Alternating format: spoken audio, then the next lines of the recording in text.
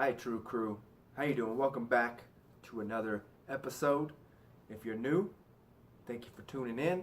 Don't forget to go to the website, get your free download, Setting Goals, Fitness, and Nutrition. Follow on social media, Facebook, Twitter, Google+, the podcast as well. Those links are down below. Right now, we're here to put the healing back in health, mind, body, and spirit. So, why do married men lose ambition? Right? This is the big topic I'm going to try and tackle today. And what made me think about this was my boss, who started his own restaurant. They're 9 years deep now. He's 2 years older than me. He started this at about, if he's 9 years, I think he's 37, so he opened up his restaurant at 28. Right?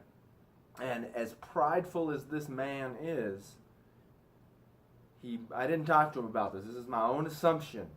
I didn't talk to him about this, but if this is true, then, this goes to show how, even as prideful as he seems, he's very humble, in a way. But why do we lose that ambition when we get married, right? It's that same, concept of, once you get married, you stop trying, right? And I'm going to take this from the approach of like starting your own business, because that's what he did, and that's what I thought about when I brought this up. And I think we've got to understand this, because as we get older, right, we have a job, we might not like it, we want to take that next step, but we can't.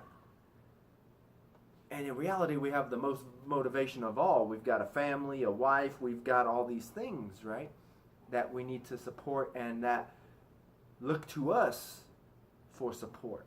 And that should be your number one motivation, but unfortunately it's not. So the reason why is because, first of all, you screwed around too much when you were younger and you didn't have your mind right. And that can go back to your parents not raising you right, choosing the wrong friends. There's a lot of different reasons for that. But that's number one. You didn't find your purpose at the beginning. And you just wandered, right? Not all that wander are lost, they try to say. Well, that's a bunch of BS, right? You're most likely lost. You don't want to make a decision, is what it is. You're indecisive, is what it truly is. You're running away from your masculinity, I would say. I did it myself. A false conception of masculinity, because you're out there playing with the boys, right? So, that's number one. Number two is you're living above your means, right? You've got the fancy car, the boat, the house, all these different things, to where if you tried to venture off and do something else, you couldn't support yourself. So you're falling victim to this materialistic world. That's number two. You fell victim to the lie of materialism is going to make you happy. That's number two. Number three is your wife.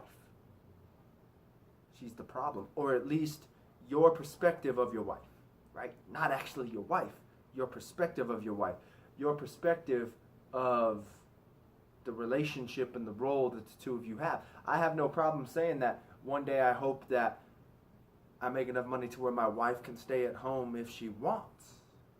I would prefer it, but that doesn't mean it's going to happen, right? I would prefer it, but not because I think she's inferior and I'm superior. I just would rather have my wife raising the family, or, one of us. If it comes down to it, she can work, I'll stay at home and raise the kids. Either way. But that's number two. You have that false concept of, I must provide, right? There's always that view out there of, I see my niece do it a lot, who struggles to find a decent relationship. Like we all do at that age. You kind of sabotage yourself. But it's that, a queen is there to lift her man when her man is down. Her man's there to lift the queen when the queen is down. Vice versa, right? And that's what you need to truly understand. We act like in ancient times, wives, the women of the tribe, did nothing, right? I've seen many a man now go out and try to go hunt and not kill a dang thing all summer. And you think every time that the tribes went out to hunt, they got something? No. There's a lot of time they were just eating fruits and vegetables and rice and whatever the hunter-gatherer, the gathering women of the tribe and children of the tribe brought back. They were just as valuable, right? So you've got to understand that, right? So, first of all, did you save up enough money that's going to help you start that new business to where you can provide yourself? And then you've got to understand that if your wife is working, the ultimate goal should be, if you starting your own business, that your wife doesn't have to work if she does not want to. But she's working now. She's making a good living.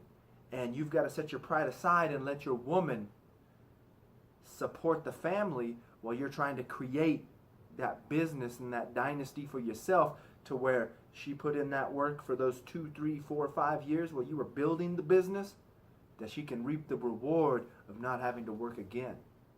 So you've got to understand that your concept and your view of a husband-wife relationship is skewing the vision and preventing you from truly having the confidence and the ability to start that business, right? Because maybe she's going to be paying all the bills, and what you're making is only enough to reinvest back into the company to keep the company afloat. But you've got to understand that it's rare that anybody starts a business and they're booming right off the bat, making $100,000 a year, $50,000 a year, right? You might be making 15 because you're having to reinvest everything back into the company through employees and all these other things, trying to keep it afloat, rent, equipment, supplies, all these different things. But slowly but surely, it will get there if you stay persistent and stick with it. But once again, you have to be humble enough to let your wife take the reins for a little bit. And that's where it comes into play, is what's the relationship between you and your wife.